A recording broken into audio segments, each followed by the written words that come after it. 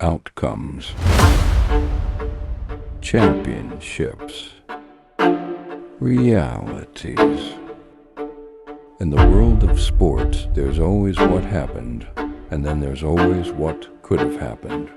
Many games, many outcomes, many championships, and many realities questioned by the simple words, "What if?" Produced by C4. In today's episode, we are going to ask the question, what if 2019 LSU went against the 2022 TCU instead of Georgia? First, let's look at that game. Georgia won 65-7, allowing on 188 total yards, creating 3 turnovers. Now that we got what happened out the way, let's look at what Georgia had coming into the game offensively. Stetson Bennett ended the season with 4,127 passing yards, 27 touchdowns with 304 yards and 4 touchdowns coming in that game. So before the game, he was throwing for 3,823 yards and 23 touchdowns.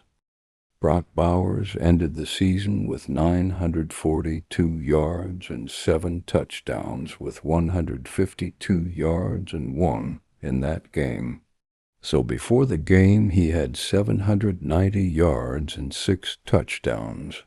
Leading rusher Kenny McIntosh ended the season with 829 yards, 50 coming in the game. So before the game, he had 779 yards. These are stats going against number 11 Oregon, number 1 Tennessee, number 14 LSU, number 4 Ohio State. LSU beat Clemson in their natty 42-25. But let's look at what LSU was bringing in before their championship game against Clemson. Offensively, Joe Burrow finished the season with 5,671 yards and 60 touchdowns, 463 yards and 5 touchdowns coming in the championship game. So he was coming in with 5,208 yards and 55 touchdowns. Leading rusher Clyde Edwards-Helaire ended the season with 1,414 yards, with 110 of them coming in the game. So he came into the game with 1,004 rushing yards. When it comes to receivers, you have to mention both Justin Jefferson's and Jamar, because they both ended the season over 1,500 yards. Jamar Chase ended the season with 1,780 yards, 20 touchdowns, 221 yards, and 2 touchdowns coming in the game. So he came into the game with 1,559 yards and 18 touchdowns. Justin Jefferson ended the season with 1,540 yards, 106 coming in the game, so he came into the game with 1,134 yards. These are stats that were put up against number 9, Texas, number 7, Florida, number 9, Auburn, number 3, Alabama, number 4, Georgia, number 4, Oklahoma. Before we do any big calculations, let's compare 2022 TCU to 2019. Clemson allowed 13.5 points per game. TCU allowed 29 points per game. Clemson scored 43.9. TCU scored 38.8 points per game. 2019 LSU and 2022 Georgia. LSU scored 48.4 points per game. Georgia scored 41.4 points per game. LSU allowed 21.9 points per game.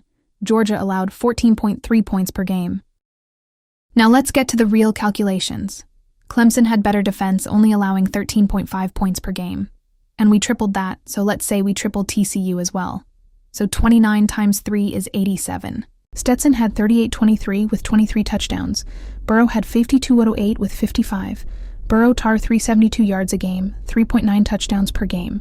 Stetson 273 and 1.6. Burrow averaged 100 more yards and 2 more touchdowns per game than Stetson.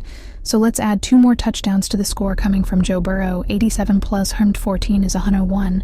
Then let's not forget 2019. LSU already averaged a touchdown more than 2022. Georgia anyways, so let's add that as well. 101 plus 7, 108. Now let's look defensively wise.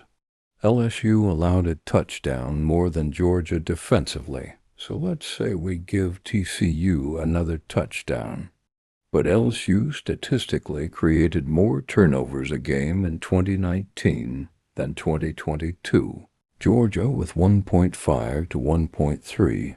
So statistically, LSU would have had the same or maybe more turnovers in the game that Georgia had.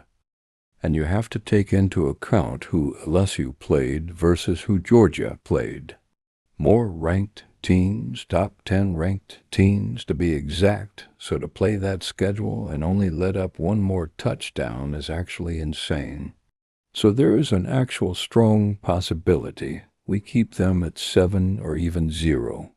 In conclusion, the final score would have been 108 to at most 14. Thank you for watching this first episode of What If?